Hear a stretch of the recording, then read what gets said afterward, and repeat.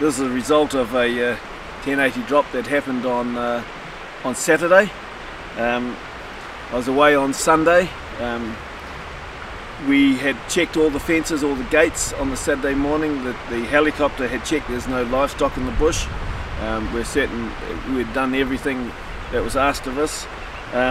Monday morning I went out just to check on things, realised that they had broken through a gate, and immediately got 24 from across the river, and thought we had them all.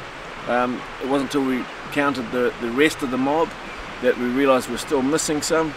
In the afternoon we went, Manager John Gray and I, we went across with our dogs and retrieved another 14, and we put them in a paddock beside the drop zone just to keep an eye on them. There is no sign of any poisoning. We thought we were lucky. They looked healthy, they're running around, curious, acting normal as cattle. And it wasn't until we shifted them out of that paddock to bring them back home for drafting and putting them in different paddocks that when the stress came on, they started dropping. This one was really, it's just only died.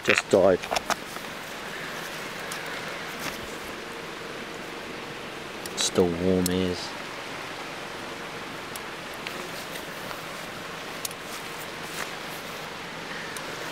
It really surprised us how unpredictable this poison is.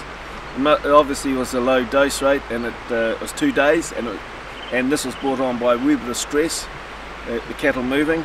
We don't know how many of the other cattle have ingested it, and we don't know what to do right now, apart from keep as much stress as possible off them.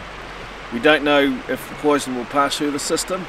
After looking at the trauma in some of these animals, it's highly likely there are others have been poisoned by this 1080. They're still warm. Still warm? Yeah.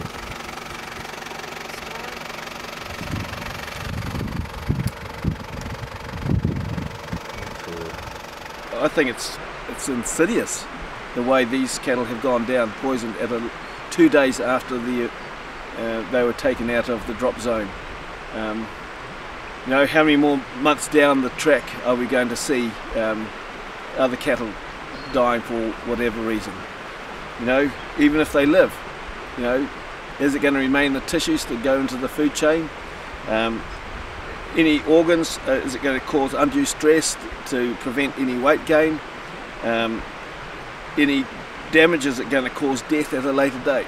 We don't know, and it's left us with a situation where there's a big question mark over it, and we don't know what to do next. We might need a bit of help to determine what's the best for the rest of these animals. As soon as it happened, we got the local vet in to do an autopsy, and his findings were, visual findings were symptomatic of 1080 poisoning, possibly low dose rate. The first one that went down showed definite kidney stress, a breakdown. Both had heart attacks. I'm certainly not pointing the finger at anyone. I think the FX contractors saw this happen, and they were behind me carting a red deer out. I think they've done everything in their power to communicate with us, and this is a very unfortunate incident. Waikato Regional Council have done a block over here on Saturday. We found this deer here yesterday dead. Stone throw across the gully from my house, chopper going across the gullies. You know, I've got a young family. You know, we swim in the river and do everything. We don't want to take my kids down there for a swim in the river, and there's dead animals in the river and poisoning the river and the whole food chain. After that, you know, they tell you that it doesn't go in waterways, it doesn't do this, it doesn't do that, which is all bullshit. I have a cousin that is a very experienced trapper. He came in and done a couple of lines on a bit of area of this bush. So this bush can be done by ground control. I don't know whether it's necessary that they need to go and apply the poison via aerial in this block.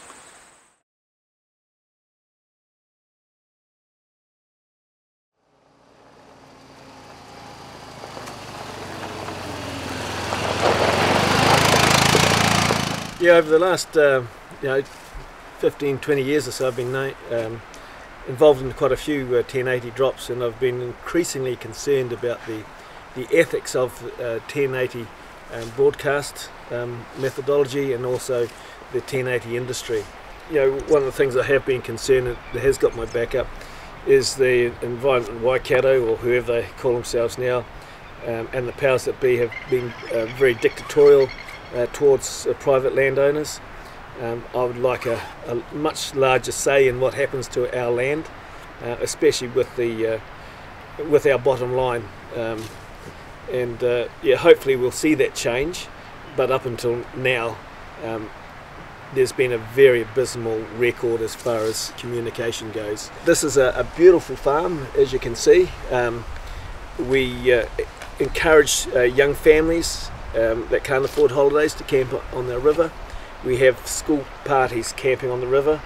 In the last 6 months we've probably had up to 300 people here using our facilities, and I can't really recommend that to them while there's 1080 around. We also have a lot of tourists, foreign tourists, and we're about to set up a tourist industry here.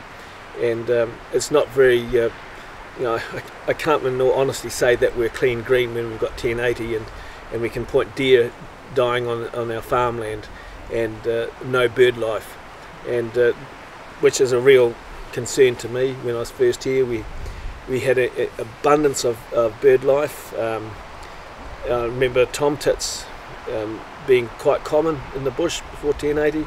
Now I haven't seen a tomtit for years. Right now we can hear a wee bit of bird song, and that's all good, but it's been barren since the 1080 drop, and once you hear bird life, we're almost bound to realise that there's about to do another 1080 drop. I do like to work together with people instead of being confrontational, but we will endeavour to look at alternatives, whether we self-control or bring in trappers to do our own control, etc. It may cost money, but the ethics say that we've got to look at something very different.